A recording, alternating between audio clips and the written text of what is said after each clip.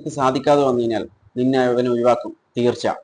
നീ ഇപ്പൊ പറഞ്ഞല്ലോ ഞങ്ങളെ ആരും അന്വേഷിച്ചു വരാൻ പാടില്ല. ആ ഏട്ടൻ ഉണ്ടാവും ഇപ്പൊ ഉണ്ടാവും എന്തായാലും അതവരിരിക്കട്ടെ.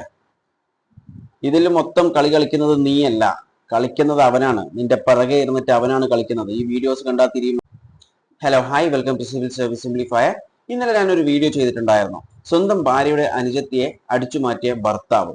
ഒരു പക്ഷെ നമുക്ക് ഇങ്ങനെയും പറയാം, അത് സ്വന്തം ചേച്ചിയുടെ ഭർത്താവിനെ അടിച്ചു മാറ്റിയ അനുജത്തി എന്നും നമുക്ക് പറയാൻ പറ്റും. എന്നാൽ ഇവർ പുതിയൊരു വീഡിയോ ആയിട്ട് രംഗത്ത് വന്നിരിക്കുകയാണ്. നമ്മൾ അവരെന്ത് പറയുന്നതിന് മുമ്പും ആദ്യം അവർക്ക് എന്താ പറയാനുള്ളത് നമുക്ക് കേൾക്കണം. അതൊന്ന് കേട്ടു നോക്കൂ. ഞാനിപ്പോ ഈ ഒരു വീഡിയോ എടുക്കാൻ കാരണം എന്താ വെച്ച് കഴിഞ്ഞാല്, ഇതിന്റെ മുന്നേ ഒരു വീഡിയോ എടുത്തിട്ടുണ്ടാവും. അത് എനിക്ക് ചെക്കന്റെ വിഷ്ണുവിന്റെ വീട്ടിൽ നിന്ന് ഡ്രസ്സ് കൊടുന്ന അന്നാണ് ഞാൻ വീഡിയോ എടുത്തിട്ടുണ്ടായത്. ഞാൻ ഈ വീഡിയോ എടുക്കാൻ കാരണം എന്താ വെച്ച് കഴിഞ്ഞാല്, ഞങ്ങള് പോവാണ്, ഈ തിങ്കളാഴ്ച പോകും. ഹേയ്, നിങ്ങളവ ഇതുവരെ പോയില്ലേ? നിങ്ങളല്ലേ പോകുന്നു എന്ന് പറഞ്ഞത്? ഇത് മറ്റേ സിനിമയെ പറഞ്ഞ പോലെ ആയല്ലോ. അരമണിക്കൂർ മുമ്പ് പുറപ്പെട്ട് വേണമെങ്കിൽ 1 മണിക്കൂർ ആക്കാന്ന് പറയുന്ന പോലെ ഇന്ന് നമ്മൾ ഒളിച്ചോടി, വേണമെങ്കിൽ 2 ദിവസം കഴിഞ്ഞിട്ട് ഒളിച്ചോടാമെന്ന് പറയുന്ന പോലെ ആയാലോ. നിങ്ങൾ എന്താ കളിക്കുന്നേ? നാട്ടിൽ നിന്ന് ചുറ്റിക്കറക്കിയ ആൾക്കാർ പിടിച്ചു കഴിഞ്ഞാലുണ്ടല്ലോ, മുഖത്തിന്റെ ഷേപ്പ് നല്ല രസമുണ്ടാവും. എന്താണ് അല്ല, അതൊക്കെ അവിടെ കേട്ടെ, എന്താ പോവാതിരുന്നേ? പോണന്റെ 2 ദിവസം മുന്നേ ഒരു വീഡിയോ എടുക്കാൻ കാരണം എനിക്ക് സാലറി കിട്ടുന്ന ഒരു ഡേറ്റിന്റെ രീതിയിലാണ്. തിങ്കളാഴ്ച കിട്ടുള്ളൂ, തിങ്കളാഴ്ച പോവുകയും ചെയ്യും. അപ്പൊ ഇതിന്റെ പേരില് അന്വേഷിക്കാനെ പിടിക്കാനേ വരരുത്. ഓ അങ്ങനെ, ശരിയാ. ഒളിച്ചോടാൻ വേണ്ടിട്ട് സാലറി തിങ്കളാഴ്ച കിട്ടും, ഒളിച്ചോടാൻ വേണ്ടിട്ട് പൈസ വേണ്ട, പൈസ. അതാണ് സംഭവം. അതൊന്നും അല്ലായിരിക്കും, വീട്ടിൽ നിന്ന് ഇറങ്ങി ഓടിയതായിരിക്കും. ആ വ്യക്തി, മഹത് വ്യക്തി, അവിടെ ആ ഇരുട്ടിൽ നിൽക്കുന്ന ആ വ്യക്തി പറഞ്ഞിട്ടുണ്ടായിരുന്നു കഴിഞ്ഞ വീഡിയോയിൽ, ഭാര്യയ്ക്കെല്ലാം അറിയാമെന്ന്. സംഭവം അതൊന്നും അല്ലായിരിക്കും, പൊക്കിയിട്ടുണ്ടാവും. പൊക്കി ആ സ്പോട്ടിൽ രണ്ടും കൂടി ഇറങ്ങി ഓടിയതായിരിക്കും. അല്ലാണ്ട് ക്യാഷ് ഒക്കെ തീരുമാനമാക്കാതെ പോകാൻ പറ്റുമോ? അല്ലെങ്കിൽ അതിന് ശേഷം, സാലറി കിട്ടിയതിന് ശേഷം ഒളിച്ചോടിയ പോരെ? ഇത് അപ്രതീക്ഷിതമായിട്ട് ഒളിച്ചോടിയതായിരുന്നു, പറ്റിപ്പോയി. എന്ത് ചെയ്യാനാ? ഇനി ഇതൊക്കെ സഹിച്ചല്ലേ പറ്റൂ. അതുവരെ പിടിച്ചു നിൽക്കണം. പിടിച്ചു നിന്നോ, നാട്ടുകാർ പിടിച്ചാലുണ്ടല്ലോ പിന്നെ നോക്കണ്ട. അതുവരെ പിടിച്ചു നിൽക്കുകയാണ് ശരിക്കും. ഇത് കിട്ടിക്കഴിഞ്ഞാല് കിട്ടും കിട്ടും. പിന്നെ ഇതിന്റെ പേരിൽ ആരും ഞങ്ങൾ അന്വേഷിച്ചു വരാനാണ്. ഒന്നിനും നിൽക്കരുത്. കാരണം എനിക്ക് എന്റെ ഇഷ്ടമുണ്ട്. എനിക്ക് 22 വയസ്സായിട്ട് എനിക്ക് എന്റെ ഇഷ്ടത്തിനനുസരിച്ച് ജീവിക്കാനാണ് എനിക്ക് താല്പര്യം. തന്റെ ഇഷ്ടം ഓക്കെ, തന്റെ ഇഷ്ടം പോലെ ജീവിച്ചോ. 22 വയസ്സുണ്ടെന്ന് പറയുന്നു, അതിന്റെ കുറച്ച് പക്വത, ബുദ്ധി കാണിച്ചൂടെ? എവിടെന്ന് എന്ത് ബുദ്ധിയല്ലേ? ഏട്ടൻ എന്റെ കൂടെ ഉണ്ട്. ഞങ്ങൾ അത്രയും സ്നേഹിക്കുന്ന ആൾക്കാരാണ്. എനിക്ക് വീഡിയോ കാണുമ്പോഴായാലും ഞങ്ങൾ പോവാൻ കാരണം തന്നെ അത്രയധികം ഇഷ്ടപ്പെട്ട കാരണമാണ് ഞങ്ങൾ പോകുന്നത്. ആരും ഇതിന്റെ പേരിൽ അന്വേഷിക്കാനോ പിടിക്കാനോ വരരുത്. 19 വയസ്സ് മുതൽ തുടങ്ങിയിട്ടുള്ള ഇഷ്ടം എനിക്ക് 22 വയസ്സ്. 19 വയസ്സിൽ തുടങ്ങിയതാ, ഇപ്പൊ 22 വയസ്സായെന്ന്. 19 വയസ്സിൽ തുടങ്ങുമ്പോൾ ആ ഒരു പ്രായത്തിലെ കുട്ടിക്ക് ഈ ഒരു വൃത്തികെട്ടവൻ, അതായത് ഈ ചേച്ചിയുടെ ഭർത്താവ് എന്ന് പറയുന്നവൻ, അവൻ്റെ കൂടെ ഒരു താല്പര്യം ആ കുട്ടി കാണിച്ചാൽ തന്നെ എന്ത് ചെയ്യണം? അത് പറഞ്ഞു മനസ്സിലാക്കി കൊടുക്കണം. കാരണം അവനൊരു അച്ഛന്റെ സ്ഥാനത്ത്, അല്ലെങ്കിൽ ഒരു ഏട്ടന്റെ സ്ഥാനത്ത് നിൽക്കേണ്ടവനാണ് അവൻ. പക്ഷെങ്കിൽ അതെന്ത് ചെയ്തു? അതങ്ങോട്ട് ഉപയോഗിച്ചവൻ. എന്നിട്ട് 22 വയസ്സ് വരെ പ്രേമിച്ചു നടന്നു. വേറെ എന്തെങ്കിലുമൊക്കെ ചെയ്തിട്ടുണ്ടോ അതറിയില്ല, അതവിടെ ഇരിക്കട്ടെ, അത് അവരുടെ വിഷയം. അതിനുശേഷം ഇപ്പോൾ ഒളിച്ചോടുന്നു.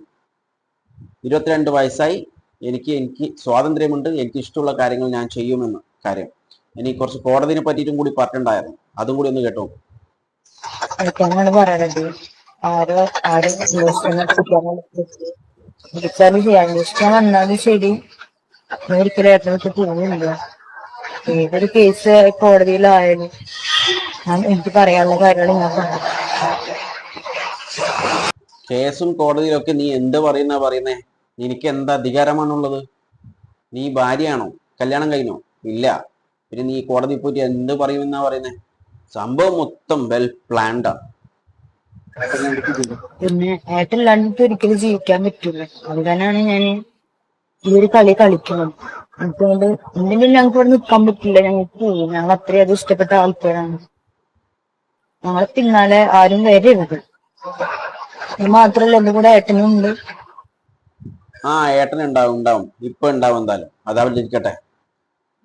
ഇതിൽ മൊത്തം കളി കളിക്കുന്നത് നീയല്ല, കളിക്കുന്നത് അവനാണ്. നിന്റെ പിറകെ ഇരുന്നിട്ട് അവനാണ് കളിക്കുന്നത്. ഈ വീഡിയോസ് കണ്ടാൽ തിരിയും. അതിൽ പറയുന്ന ഓരോ കാര്യങ്ങളും അവൻ പിറകെ ഇരുന്നിട്ട് കറക്റ്റായിട്ട് ബാക്കിൽ നിന്ന് പറഞ്ഞു കൊടുക്കുന്നുണ്ട്, എന്തൊക്കെയാണ് പറയേണ്ടതെന്നുള്ള ഒരു കാര്യം. അത് ശ്രദ്ധിച്ചാൽ തിരിയും. അവനാണ് എല്ലാം പറഞ്ഞു കൊടുക്കുന്നത്. അതുകൊണ്ട് തന്നെ നീ അല്ല കളിക്കുന്നേ, ഇതിൽ കളിക്കുന്നത് അവനാണ്. ആ ഒരു കാര്യം എനിക്ക് മനസ്സിലാക്കി. 22 വയസ്സുണ്ട് എന്നല്ല പറഞ്ഞിട്ടുള്ളത്.